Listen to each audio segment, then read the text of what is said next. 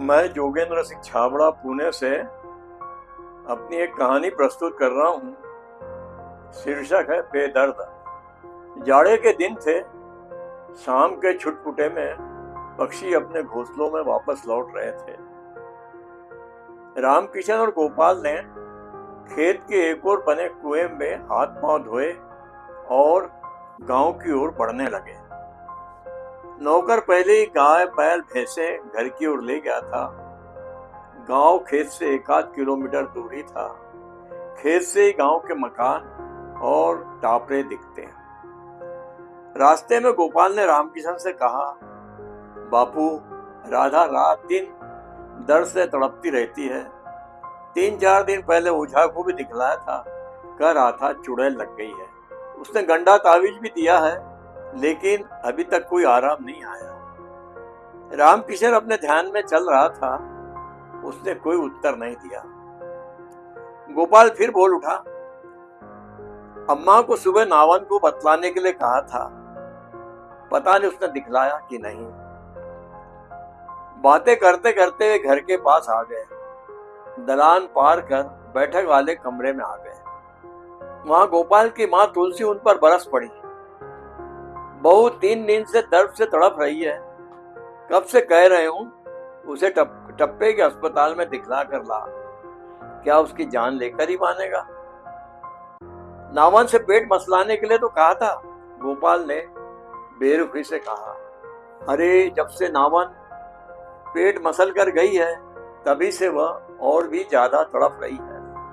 अम्मा चिल्ला कर बोली, ठीक है, परसों टप्पे का हार्ट है, हार्ट भी कराएंगे, बहू को भी अस्पताल दिखला लाएंगे। रामकिशन ने बात समाप्त करते हुए कहा। राधा पिछले वर्ष ही इस घर में विवाह होकर आई थी।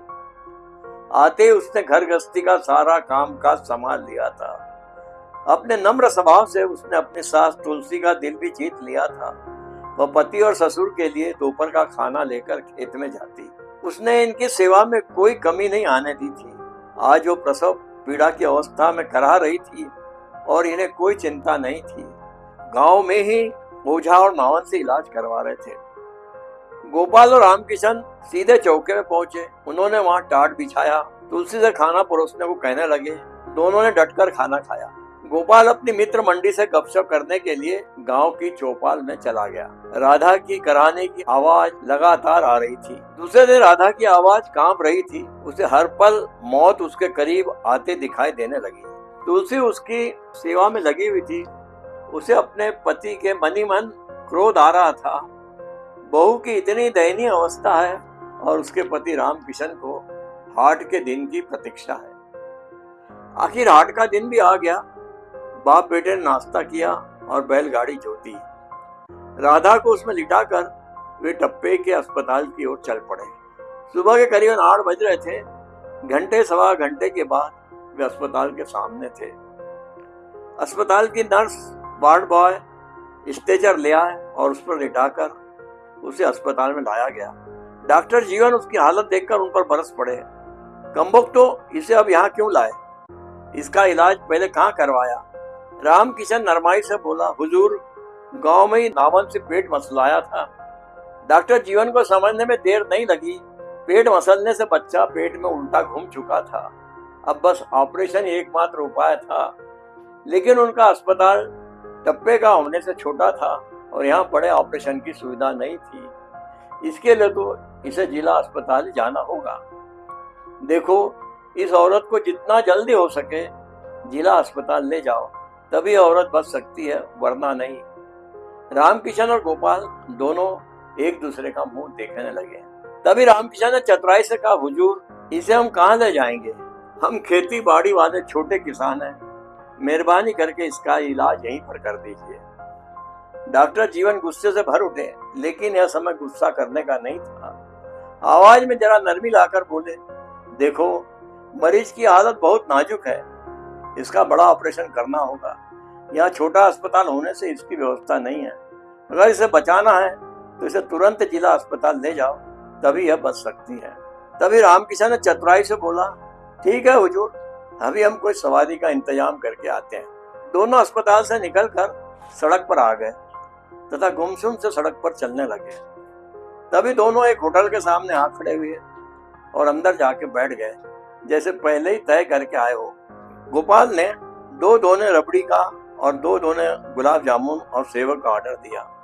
नौकर ऑर्डर की सभी चीजें सामने टेबल पर रख गया और दोनों इत्मीनान से खाने लगे, जैसे किसी की दावत में आए।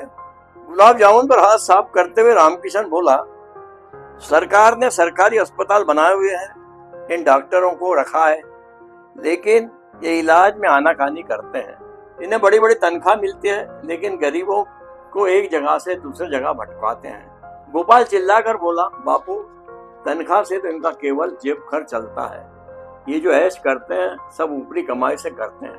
सरकार गरीबों के लिए दवाइयाँ, इंजेक्शन भिजवाती है और ये बाजार के दुकानों में बेच देते हैं। रामकिशन रबड़ी का दोना निपटाने में लगा हुआ था। बोला, बेटा, डॉक्टर बड़ा कामचोर दिखता है, बहू के इलाज की आनाकानी कर रहा है। गोपाल बोला, तो हम क्या कम है? अब हम 3-4 घंटे वापिस उसके पास जाएंगे ही नहीं। वह बिना इलाज के राधा को मरने थोड़ी देगा। दोनों बाप बेटे ठहाका लगा के हंस पड़े, जैसे इस मुसीबत से छुटकारा पाने का रास्ता मिल गया हो। कैसी विचित्र बात थी, पत्नी बहू इलाज के अभाव में तड़प रही थी और ये बाप बेटे होटल में बैठकर मिठाइयाँ खा रहे थे। होटल के अन्य ग्राहक इनकी मस्ती और खाना पीना देखकर इनसे ईर्ष्या कर रहे थे। तभी रामकिशन ने दार्शनिक अंदाज में कहा, जीना मरना तो भगवान के हाथ में है, जिला अस्पताल में जाकर भी तो मर सकती है।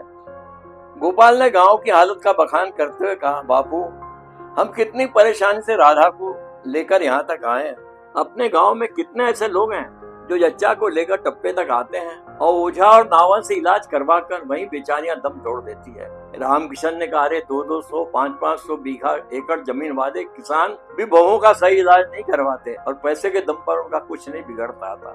जच्चा मर जाती है और नई नवेली ले आते हैं। दया धर्म तो अब गरीब लोगों पर ही टिका हुआ है। उधर अस्पताल में राधा की पीड़ा लगातार बढ़ रही थी, उसके साथ उसका चित्कार भी बढ़ रहा था।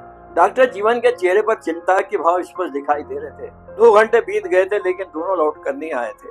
डॉक्टर जीवन कुर्सी पर से उठे और राधा को एक इंजेक्शन लगाया। इससे उसका चित्कार कुछ कम हुआ। उन्होंने चपरासी से उन्हें ढूंढ लाने को भेजा। उसने सारी सड़कें गलियां ढूंढ दी, लेकिन उनका कहीं पता नहीं चला। उसने आकर उनके नहीं मिलने की सूचना दी। डॉक्टर जीवन उसी समय कुर्सी से उठे। उन्होंने नर्स वार्ड बॉय को ऑपरेशन कक्ष में चलने को कहा। बड़ी सतर्कता से उन्होंने उसका ऑपरेशन कर मृत बच्चे को निकाल दिया, लेकिन तभी तक उसके बदन में जहर फैल चुका था। वे ऑपरेशन करके अपनी कुर्सी पर आकर बैठे ही थे। दोनों बाप बेटे उनके समक्ष उपस्थित हुए। वे उन पर बरस पड़े। कहाँ गायब हो गए थे तुम दोनों? तुम तो सवारी का इंतजाम करने गए थे। रामकिशन हाथ जोड़ते हुए बोला, हुजूर, बहुत ढूंढी पर सवारी मिली ही नहीं। तभी चपरासी दौड़ता हुआ आया और बोला, उसे होश आ गया है, वह अपने पति से मिलना चाह रही है। डॉक्टर जीवन ने गोपाल से उसके कमरे में जाने का इशारा किया। गोपाल राधा के कमरे में प्रवेश किया। राधा ने थकी मांदी आंखों से उसे देखा तथा अपने समीप आने का इशारा किया। गोपाल इसके सिरहाने आकर खड़ा हो गया। उसने अपने पति का हाथ थाम लिया और उसकी आंखों में आंसुओं की धारा बह रही थी। वह धीरे से बोली, अम्मा जी को मेरा प्रणाम कहना और मुझसे तुम्हारी अम्मा की, बापू की सेवा में कोई गलती कमी हो गई हो तो मुझे माफ कर देना। अगले ही क्षण उसका हाथ पति के हाथ से छूट गया और वह मौत की गोद में सो गई। गोपाल रोता चिल्लाता और कमरे से बाहर निकला। रामकिशन भी उसके साथ रोने चिल्लाने लगा। नर्स ने दोनों को डांटते हुए कहा, बेदर्दो, ये नाटक बंद करो और लाश को ले जाने का प्रबंध करो।